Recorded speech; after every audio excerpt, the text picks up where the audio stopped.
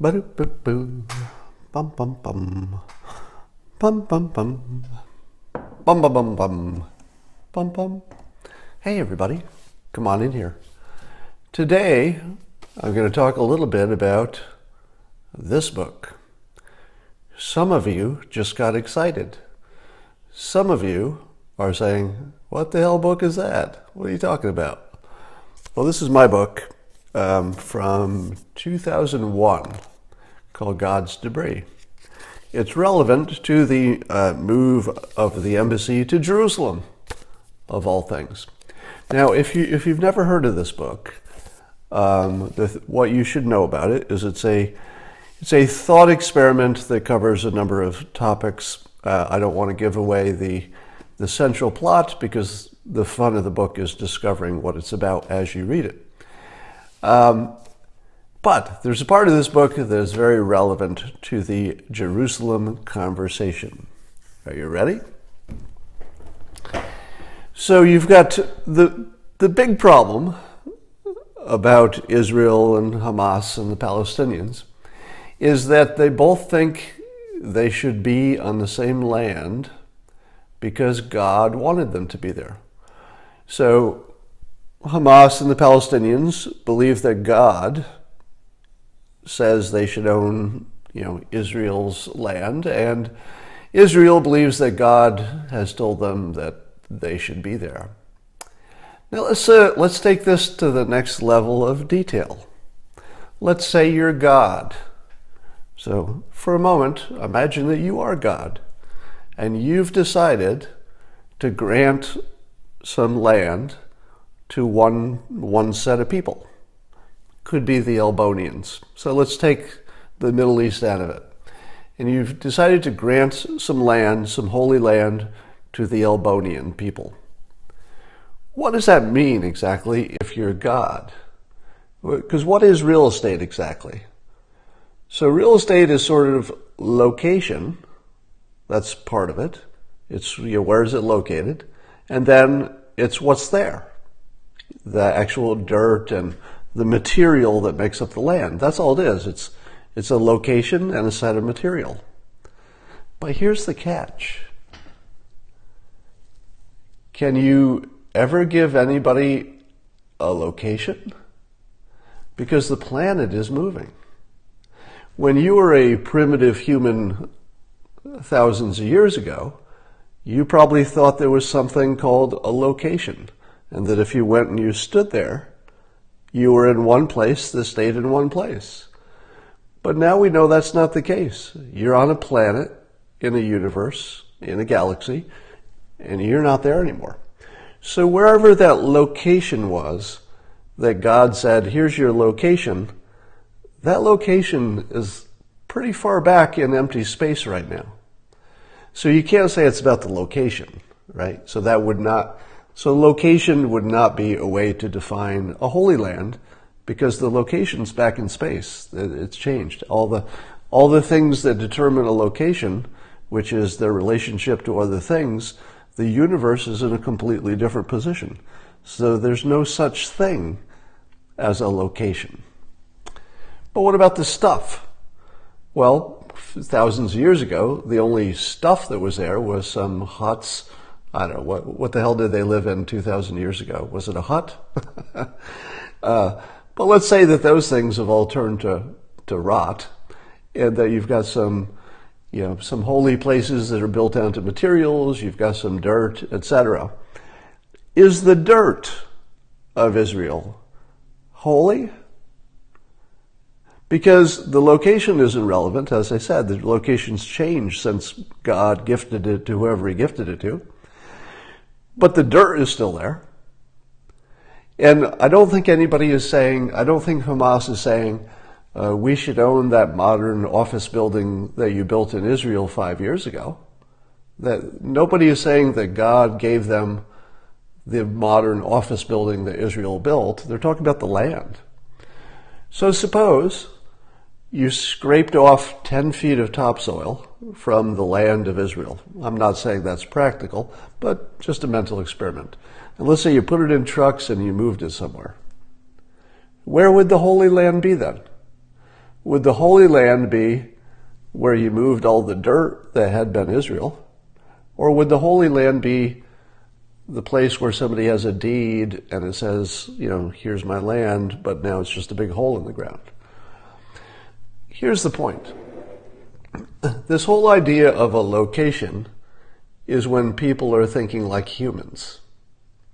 If God made a decision about who owns what, God was thinking like God. We can't really think like God, but if we don't know if God was talking about the dirt or he was talking about the location, which of course has changed because that location is somewhere back in empty space, if you can't really determine what God had in mind, should you die for it?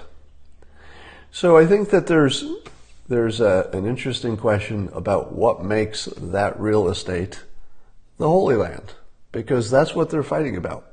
And it's largely a mental problem that is disguised as a real estate and defense problem, because both sides believe that they have land that God granted them. But God doesn't think of real estate the way humans do. I don't know how God would think of real estate, but I've got a feeling that whatever God hypothetically had in mind there, it's not something we could fathom. And it certainly isn't something you could put a fence around. So I think if people elevate to a higher level of thinking in which they realize that whatever God thought was the Holy Land may have more to do with thinking like God. Now let's take this to the next level. If you were thinking like God, what would you define as the Holy Land? I would certainly define it as something that everybody could visit. So at the minimum, everybody should have access to those holy locations and the holy artifacts. But I think they could work that out. That doesn't seem like the biggest problem. So to me, it seems that there is a mental problem disguised as a real estate and money problem and a defense problem.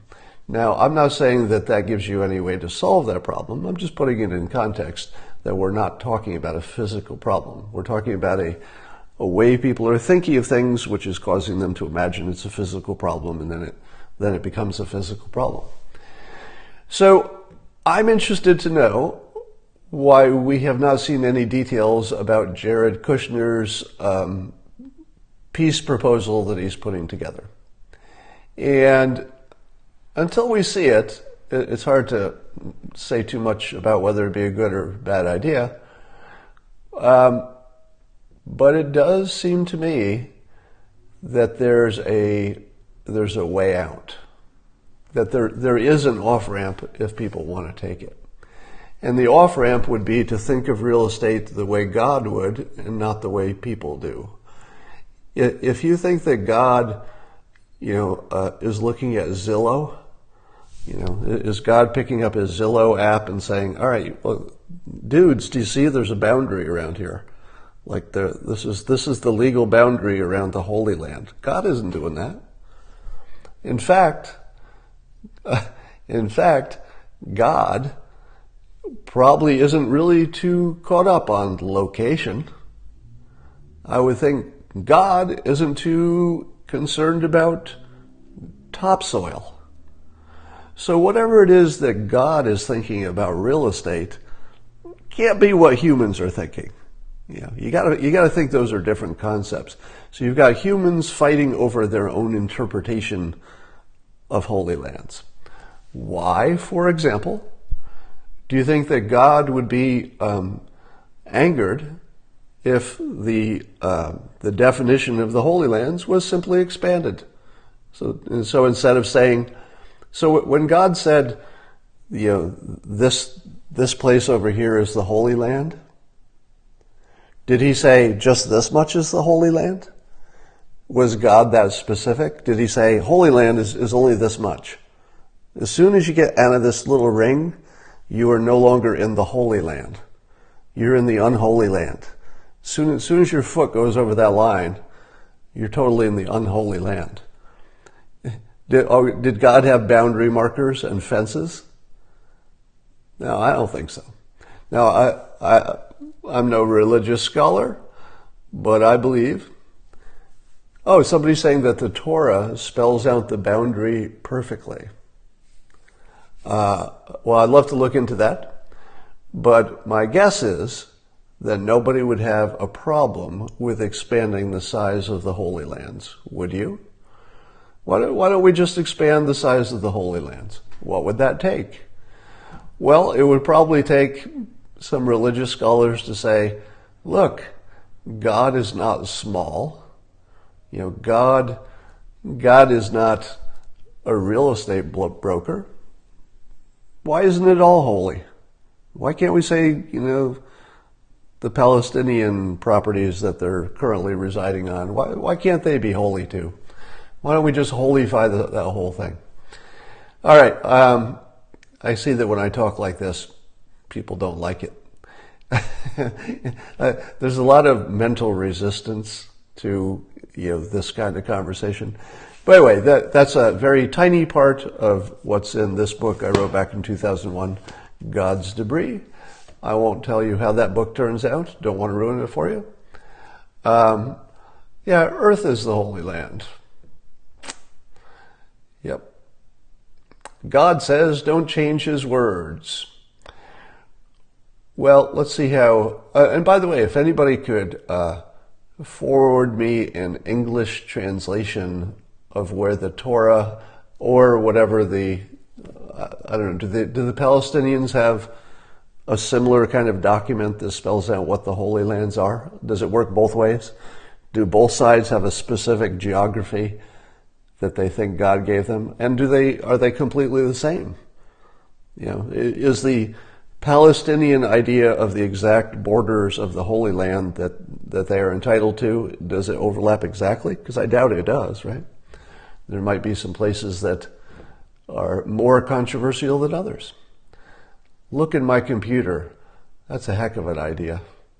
Maybe I should look in my computer for things. But I know in advance there are some types of things that when I try to Google them, they never come up. I'll tell you the least productive argument, and it's one that I just saw go by. There are people who are saying, here is the worst way to think about it, and it's the popular way.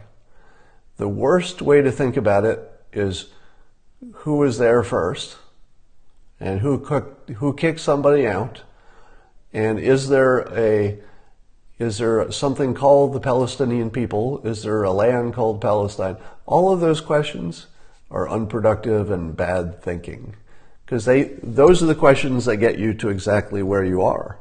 So if the old way, you've heard this before, right? If the old way of thinking got us where we are, it's not going to get us out of where we are. It got us where we are. So if you're saying any of the old thinking, there's no Palestinian, there's no definition of Palestinians, there's no Palestine land, or if you say God gave this land to these people, or if you any of those things that are part of the existing thinking, that's got us to where we are. So if you're happy with that, that's fine. Now, I've said before that Israel doesn't really have an incentive for peace, because they're in a strong position, and mostly it's, I hate to say it, but it's not the Israelis who are dying lately. So from their perspective, they're kind of in a good negotiating position because they're in the strong position. But Iran kind of changes the equation a little bit. If Iran is trying to get aggressive and create a situation where at some point they can threaten Israel in a more direct way, then Israel does have a big mortal danger that they need to worry about. And that gives you something to negotiate with. So it turns out that Iran might be the key to solving everything in the Middle East, because Israel wouldn't need to negotiate anything if Iran were not making big moves that are both supporting Hamas and Hezbollah, but also putting assets in Syria that recently got bombed. So if you take Iran out of the deal, Israel doesn't need to make any peace. All they have to do is keep shooting people who try to come across the border, and they're fine. But they do need to make pace, because the larger issues of the region are going to force that upon them. And so I think there's a way to go, but it won't be with the old thinking. I'd love to see Jared's peace proposal. But I think the key will be, remember, the key to any negotiation is you need a way where everybody wins. So the people who are dying by the dozens, even today, unfortunately, apparently moving the embassy to Jerusalem has caused a lot of protests, and there have been dozens of deaths just in the last 24 hours, I understand. So it's getting very ugly there. So let's see Jared's plan, and let's see if there's anything we can suggest adding to it or tweaking to make it palatable for everyone else. But can you imagine, for example, that the literal dirt from the Holy Lands could be bulldozed up from, let's say, some part of Israel that they don't need the dirt, and just moved somewhere and actually redistributed. Imagine if every Palestinian had this is just a mental exercise. I'm not suggesting this is serious, but imagine if you actually owned some of the Holy Land. You had a bucket of it, and you had your own house, but it was, on the edges of the Holy Land. Does God care that much? We'll find out.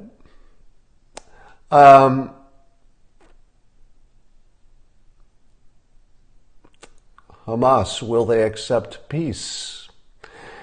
Well, the thing that we never know about, let's say, Hamas and the Palestinians in general, we don't know what is the opinion of their leaders versus what is the opinion of the people, because there could be some difference there.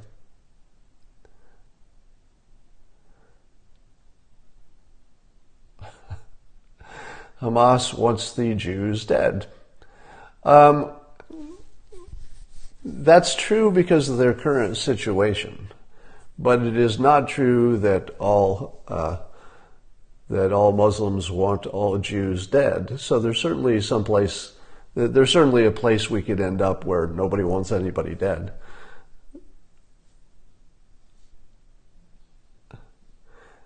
Distribute Boring Company bricks from Israel. Oh my God, that's a good idea. Did you hear that? I think I just saw one of the best ideas of all time just go by, so let me repeat it. So Elon Musk has this company, a side company, that bores tunnels. It's called the Boring Company, B-O-R-I-N-G, because that's funny, but it's also a great name for a company. He has announced that boring company, when it bores its tunnels, will create a lot of dirt that it doesn't need, and it will learn to turn those into bricks. Imagine if, since Israel is probably, I assume, continually building, that you could actually be producing holy bricks. And you could actually use those holy bricks to build up Hamas, in their own territory. So you could actually, your house, you could actually be living inside Holy Land. Your walls could actually be Israel. And that's a really good idea. It's one of those ideas that if you just sort of started from zero and said, hey, Hamas, we got this great idea. Forget everything you've been doing and, kill Israel and everything else, but we got these great bricks for you. Like the first time you hear the idea, you go, get the fuck out of here, right? This is the worst idea I've ever heard. Bricks? No, we don't want bricks. We want you all dead. We want to take over Israel. So that would be the first impression. But if you are eventually going to get to some kind of a result, everybody has to get flexible. There's no way around that. And if I said to you, let me game this out a little bit. I love this idea. I'm not convinced this is a solution, right? So we're going to talk about this for fun. For those of you who are new to my periscopes, you know that we sometimes talk about ideas that are not quite practical. sort of the bad version of an idea because it might inspire you to think of a better version just through the creative process. So this is not a good idea. This is just the start of our thinking. Maybe somebody has a better one. Suppose you said not to the leadership of Hamas, all right? So now we're talking to just an ordinary Palestinian. It's an ordinary Palestinian who, under ordinary situations, would support their leadership. And they too wish Israel didn't exist and wish they could, return, and they wish a number of things. But suppose you went to that individual Palestinian and said, here's the deal. You don't have a house. We're going to build you a house. We're going to use Saudi money. We're going to use money from somewhere. And this will be sort of a reparations kind of situation. We're going to use bricks that actually come from the Holy Land, from this boring company kicking them up. And those bricks we will give you for free and we'll help you build your house. When you're done, you're going to have a house and you're going to be living in the frickin' Holy Land. Inside your own house. All right? Is that better? Is that better or worse than renting in Israel? Those are your choices. If you're a Palestinian, you're not leadership, you just care about your family, right? You're not so big about destroy Israel, but it's part of the party you belong to, so you're buying into it, but you're more concerned with your family. You're more concerned about living, right? If you got that deal, a free house made out of bricks that literally came from the Holy Land, so you can live inside God's own holy house. Your own house. And it's a free house. And it's the end of conflict between Israel and the Palestinians. Would you take the deal? All right? Put yourself in that position. You're a Palestinian and you get a free house and it is literally made out of bricks from the Holy Land. Do you take it? So you're saying that they would not take the free house. I think that the leadership would resist because they'd say, stop giving us bricks when we need a homeland, and, God would not be happy with that. So the leadership would certainly resist. But if you're just a person who wants to get by, you're just an ordinary Palestinian, you just care about your family and living and, worshiping your God, I think you take the free house made out of the Holy Land. That's my feeling. And I think that if you were to build entire settlements out of Holy Land bricks, I don't know, that looks a lot like the Holy Land to me. Because the location, again, remember, the location has changed because the planet has moved since God gifted the land. If you move the stuff that was there, the bricks, over to some Palestinian property, and then that property all becomes brick homes, that becomes sort of the Holy Land extended. So somebody says that's a terrible idea and a terrible argument. I accept those criticisms. Remember, we're just brainstorming here. But it would be more helpful if you gave me reasons. And so I've given you a challenge to find me a Palestinian who would not take that deal if they're not terribly political, right? If you find me a Palestinian who's sort of marching on the front lines and risking their life to destroy Israel, well, that person won't take this offer. But I suspect that the number of people who are Palestinians minding their own business is far bigger than the number who are actually risking their lives to take over Israel. They want their own land. Well, they would, in this model, they would own the land that the bricks are on top of. So they would essentially, they would be enclosed in the Holy Land, the bricks. The Saudis won't pay you to help the Shias. Yeah, things are complicated over there, but it does seem to me that everybody over there has an interest in a solution, because it's a solution that will help them do everything: fight the bad guys, etc. It's about votes, not land, solving the wrong root cause. Well, doesn't that depend on whether it's a two-state or one-state solution? All right, for the people who say it's a bad idea, please give your reasons, because I'm not arguing that it's a good idea, but I'd love to see your reasons, and I haven't seen any reasons. Goodbye.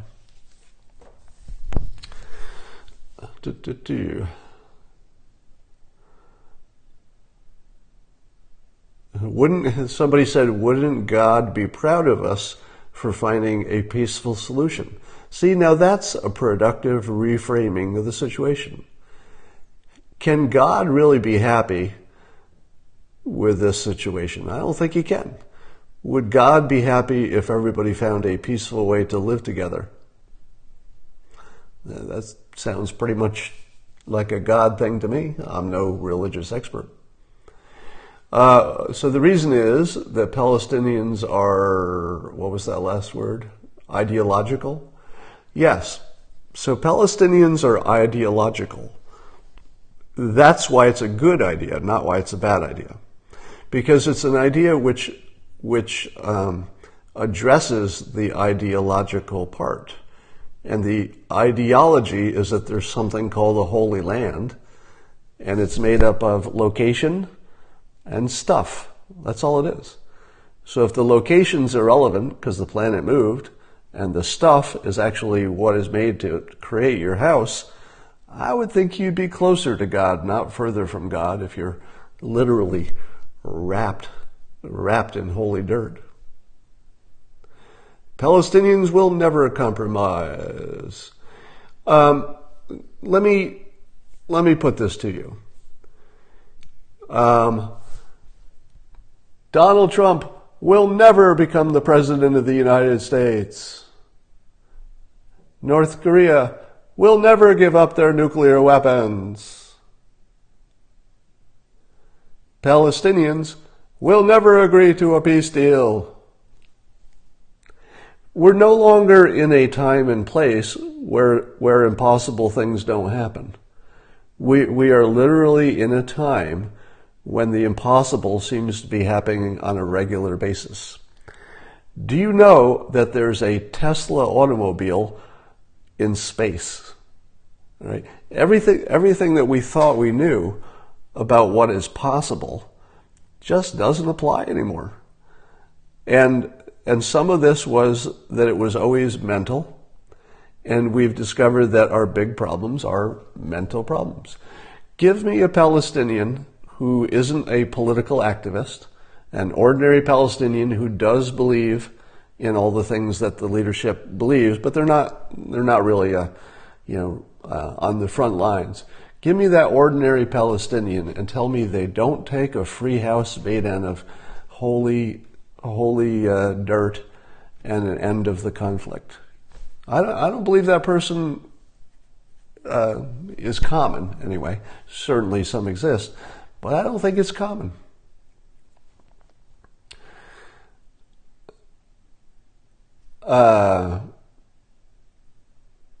Planet Move argument doesn't hold water. The relative positions. Yes, so of course real estate on Earth is based on relative positions to other things on Earth. But my point is that if you're God, do you care about only the things? Well, let me give you. I think this is a fair analogy. You know, analogies are not persuasive, but sometimes they can introduce you to a new way of thinking. All right, so that's how I'm using it. This is not a persuasive analogy. I'm just introducing you to a new way of thinking. When I put on my clothes and then I walk outside, have I changed my location? Go. Here's your thought experiment. If I put on clothes inside my house and then I walk down the street, have I changed my location? No, I haven't changed my location. It's a trick question. You know why my location hasn't changed? Because my body relative to my clothes has not changed. I put on my clothes in the house and I walk down the street. But my location of my body to my shirt is exactly the same. Location to my shoes, exactly the same. So I'm in the same place. Oh, I'm not, you say? So it's not about my relative location to other objects. So it's really about my relative location to my house, for example, because I got dressed in my house. So let's say I put my house on one of those big tractor trailers, cut it in half, and move it to a new location. The house moved, it's getting complicated now, right? Because those of you who are saying, well, according to the traditional rules of real estate, this fence marks my territory because it is northeast of this property, which is defined by its location to other properties. So it's this big, chain of everything is where it is because of its relationship to something else. All right? Somebody says it's deeper than physical, Scott. Of course, and that is my entire point. That the physical we can rise above. Right? If we're arguing about dirt and real estate, then we're at too low a level. Let's take it up a level. Let's take it up to God level. From a God point of view, our little human concepts of real estate are ridiculous. I'm just saying take it up to God level. I'm not saying anybody gives up anything. I'm saying take it out of dumb idiot views of what real estate is and means, and location and dirt. These are just human stuff. And we can't make any kind of decision in this human in the weeds. Take it up a level. Think about location and holy places from more of a, if you can, more of a God view. And I'm pretty sure that God would be happy with a solution more than God would be happy with looking at it looks like the boundaries of my holy lands have now changed hands again, just like I hoped. That doesn't feel like a God view to me.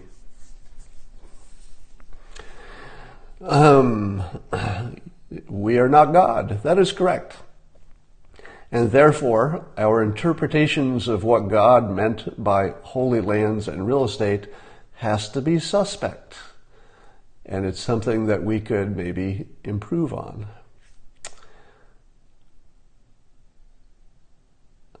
Wouldn't God have intended his definition of the Holy Lands to be in human terms?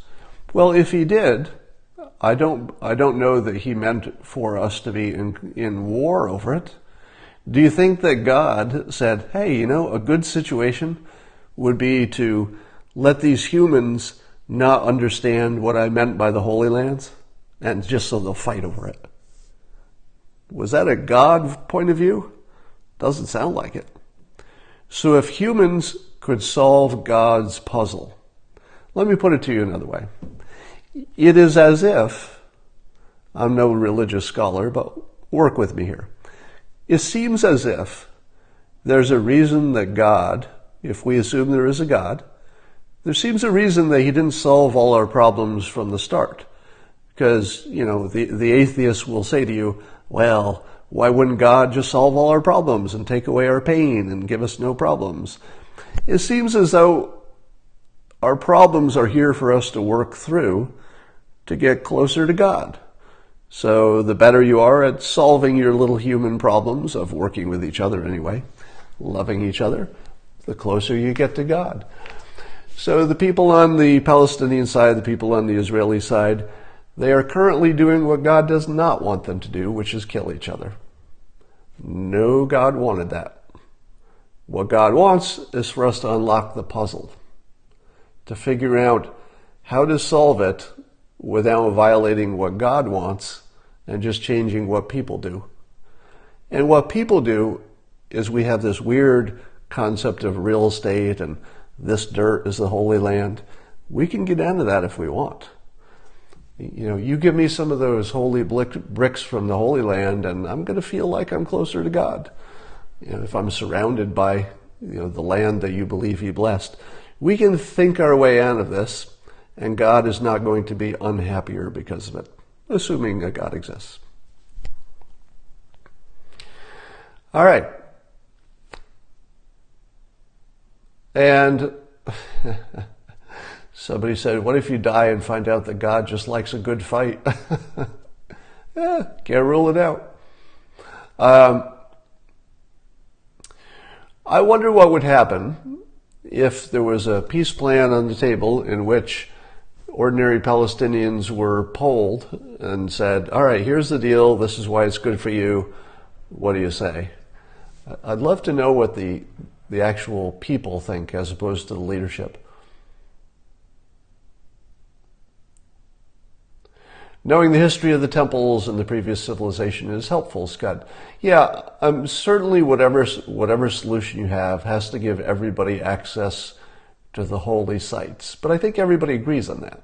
I don't think there's anybody on either side who doesn't buy into the notion that, people should be able to visit. Well, there's always somebody who disagrees with everything. But generally speaking, having access to holy sites that's going to be the thing that's the easiest, I think. All right, comments disappeared. There they are. They're back again. Then you are misinformed. Well, I do understand that, either side, the extremists would say, my God, you can't have a Muslim in this room, or you can't have a Jew in this room because God will be offended or something. What I'm saying is that those are not the big problems. Those are the ones you can work with that stuff. That won't stop us.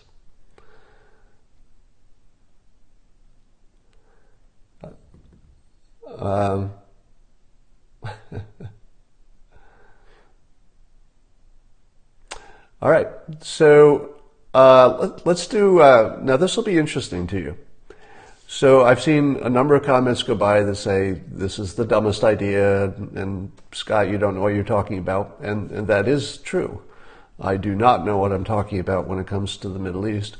I think we're all on sort of this learning process, and we're getting smarter as we go, I hope.